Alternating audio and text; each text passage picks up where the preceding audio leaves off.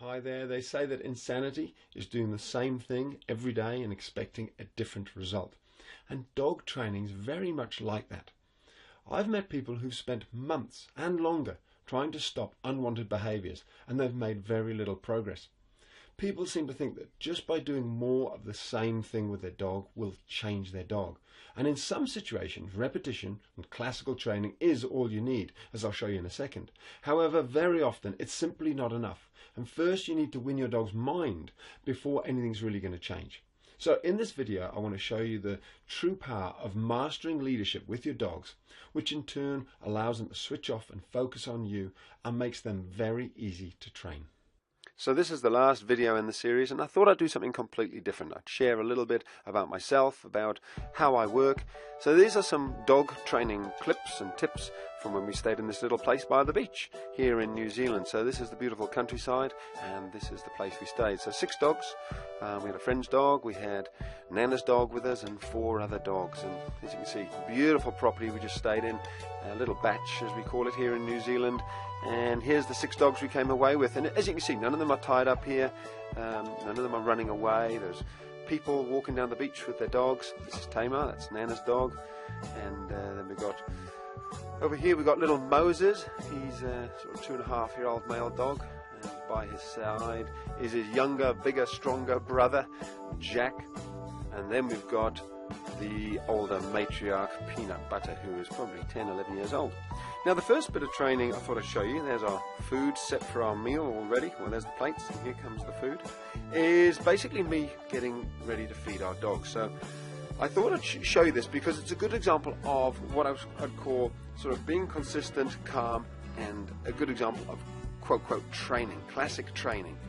Now, this is where you just repetitiously go through reinforcing what it is you want. You'll see with my 4 dogs, when the bowls go down, they're pretty good at waiting for their food. But the 2 dogs that are not mine, both of them struggle. Just that self-control is not there, so they both start eating.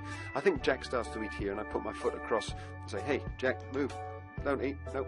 He knows the rule, but what often happens is in a different setting, you know, he tests the rules. So because we don't usually feed our dogs at this beach, they're normally on the decking at our home, Jack is just not sure whether it's the same rule, and I've told him, yes, it's the same rule. So Peanut's on the right there, she's drooling already, and it's these 2 dogs. It's my mother-in-law's dog, dear Tamar, and a dog named Polly. So Polly's already eating, so I move her off.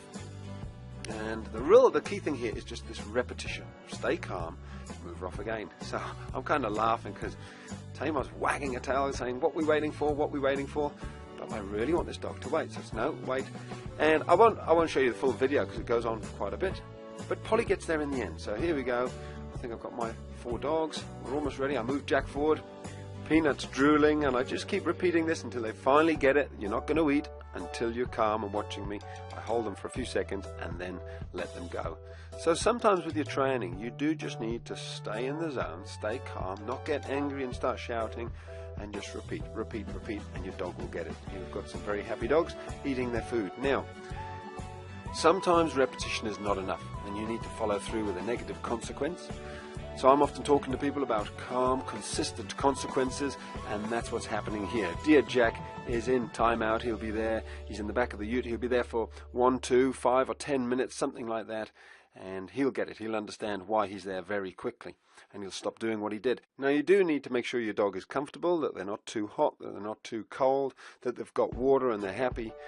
But the point is, just using timeout is a far more effective way of getting your dog to stop than just by raising your voice, shouting and becoming angry. So just something for you to think about there. Now, these 3 dogs aren't in timeout, and this is another very good point. You can still use the back of the ute for them to sleep in at night. It could be their bed, or it could be like I'm doing here, just during the day. This is another very important point. During the day, I just put the dogs in there and say, "Hey, just take a break, have a chill, relax." They stay there for an hour and a half, and then I take them out, take them to the bathroom, toilet, give them a run, give them a cuddle, play with them. So whilst it's really good that we take our dogs out for walks and exercise them, and you know, here's Jack just expressing his power in a way that only Jack can actually do. It's great that we, drain them of some of their energy, but it's also very important that we understand how to switch our dogs off. You know, the number of people who have dogs who are constantly following them, who are hyperactive, who are, on guard 24/7, 365 all the time, every noise they're barking. And that's because these dogs don't know how to switch off.